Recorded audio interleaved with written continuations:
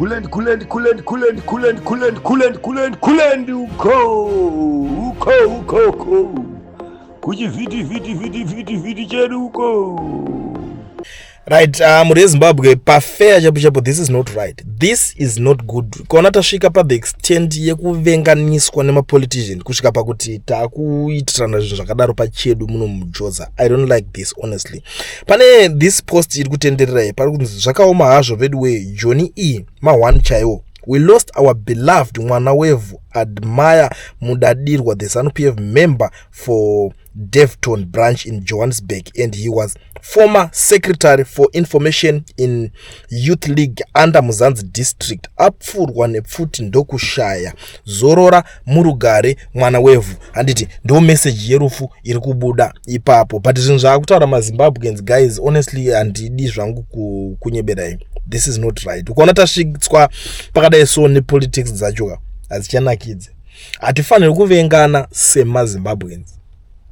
Ngatitokrasha maideas emapoliticians anouya vachida kuti iwo ninga kadai so bata urove ninga kadai so ndozvatikuramba izvozvo zvikuzodividwa manje nezvimaideas zvemapoliticians. Iwo mapoliticians vachitamba vese, it's not right. Hakuna politician asina phone number dzomwe munhu. Musanyeberwe muri yeZimbabwe, musambofe makavenganiswa nevanhu ivavo. Vanodya vese, vanotamba vese, vanoenda vese kuma hotel kana vanoenda kuna Dubai kwavanenge vari vese. Ma business deals vari kuita vari kupinzana vese.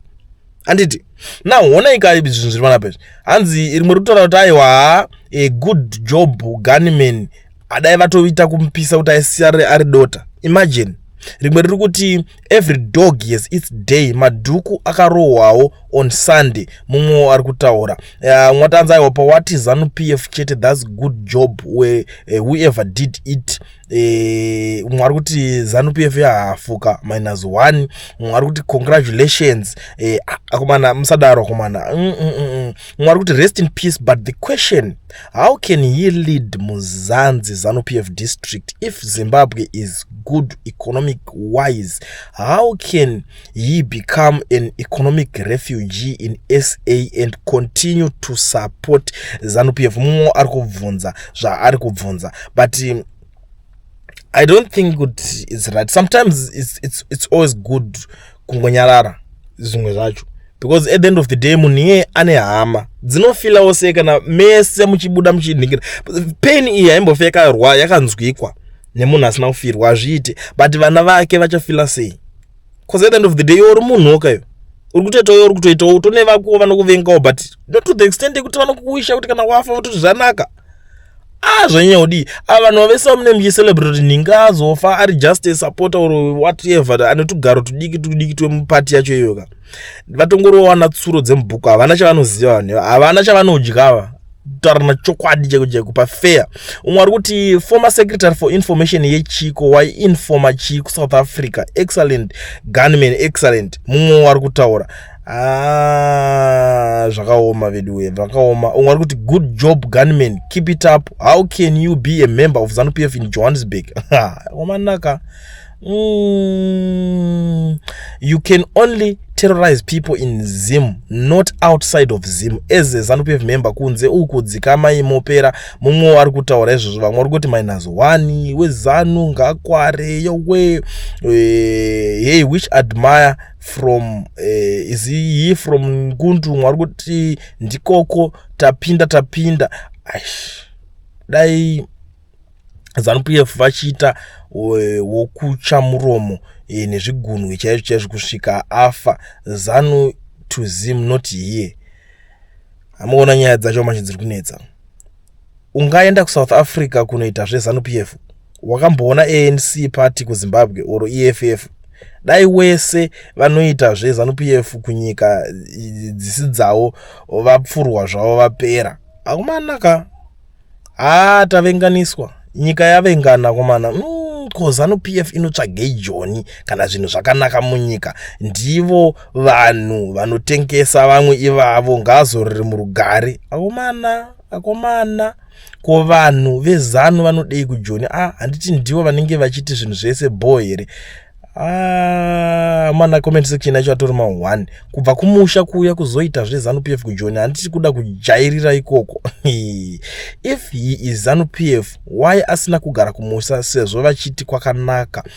Mwari kuti furai chaizvo musatombodzokera kumashure, furai mabullet mumwe nemumwe nemumuromo chaimo. Guys, come on. This vanhu aina hangu handisi kuti pakuda kuti ndoda kumirira bunhu, but ndikutoshamisika kuti kana munhu achinge afa ndo zvatinozosvika pakuita nezvi. Because let me tell you one thing chamusingazive maZimbabweans mese. Do you know kuti muZANU-PF munotoona vamwe vanhu vari bold zvekutodaro, vekutoti uchitotaura naye so anoto understand, parototi kana debate anenge atori open minded, achitobvuma kuti hazvo apa pari kubhaizika shamwari aona vachicommunicate nevanhu. Handiti ndo vanhu vandinotoona kuti ndo vanhu vari kuziva politics ivavo. Kune vamwe mapenzi chaiwo kuti achingobudikira nokuti munhu wese rohwa, munhu wese nganzwa, wakazviita wazviitirei wazodai, so variko futi ivavo vanopengawo ivavo. Handiti but not vese. Kune umwe munhu kuti anongoti angopindawo because of arikutaimira opportunities. For example, ndikupe a good example. If you go to Zimbabwe right now, enda ku Harare South kunoita zvekupuwa zvimastands zvezve. Kutona munhu kuti vaite ngoshanda kumabasa kwako vakatongobva katongori someone ikoko anosvika opuwa chinzvimbo nenigirikini otongojoina otenga chistand otongonzi everyday ngekuti munhu wese kumusangano, but because ada kuprotecta stand yake yapuwa ikoko kuti because marenda uzanotodhura muHarare meme, cost of living yacho iri high futi, saka anototi as long ndambowana pekugara chikafu ndozongohadhira ndichingoenda ndakadaro. Munhu obva atanga kutotera zvimusangano izvo, saka obvious anozongopuwa chigaro nekuti anoti pamwe anogona kunyora otonzi ngaitwe secretary ngaite chakati akutongodaro. Saka that person akasiyana nevamwe vanhu vaive kuti vakatopinda vane chimweya chekungoda kungouraya vanhu dzinenge dzitori like mondi dzedziya. Munhu akadaro anenge akasiyana. Saka vanhu havasi vese vekuti munhu ndiwe kuZANU-PF akafamba matongo atobudisa like izvi zvekutaura zvinzi hanzi dai musina kuisa zveZANU pachiziviso. Munoziva kuti vanhu vane BP kunze uku vakangoona pakati ZANU-PF chete vakutotanga kutoningina. Ndo imwe nyaya iri kunetsa. Vanhu vatovenga zita rekuti ni green, but we understand kaparikana mumwe achinga afa manjika, he is a fellow Zimbo. Endai chimwe chinjada kudzidzisai pakatonzi pari kubatwa maoko muZimba afa muJoza muJoni muno guys, please endai munobata maoko, chemai nevamwe. Zvimwe zvese zvigaisi tinozoonesana, but chemai nevamwe. Mumwe wenyu chero akazodi because vamwe vakutonga kuti ranzai wakosa rwaka makadampura munoti anoenda ega here. Zvinonaka zviri kwatsuruka iko zvinezviita kungotiwo rest in peace ikoko kuZANU-PF. Mukuona zvinhu zvakutaura vanhu vakubatanidzira nyaya. Mwari kuti kubva kuZim kuuya kuzoita zveZANU-PF kuSouth Africa, kune vanhu vakatiza nhamo kuZim wakauya kuzonyaudza nezveZANU. Zvinoita here izvozvo? Pakabhaizika.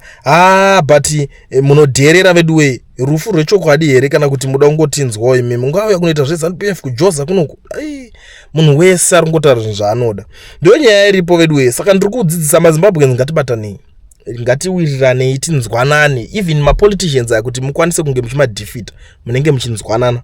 Mukada kungoita zvongoti uyo ndiwe chakati uyo ndiwe chakati, hakuna munhu weZANU-PF, munhu wese ndeweZimbabwe. Hakuna munhu weopposition, munhu wese muZimbabwe. Tikambotanga kugona kudzoka ipapo zvinhu zvedu zvinoita bo, and mapoliticians afa akatidherera futi. Ndo zvandiri kutaura inini pana Kulian TV Team VAT asi vanhu vachishamsika.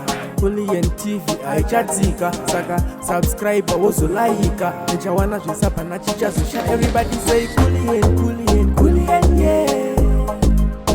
Information is brilliant, yeah. Everybody say Kulian.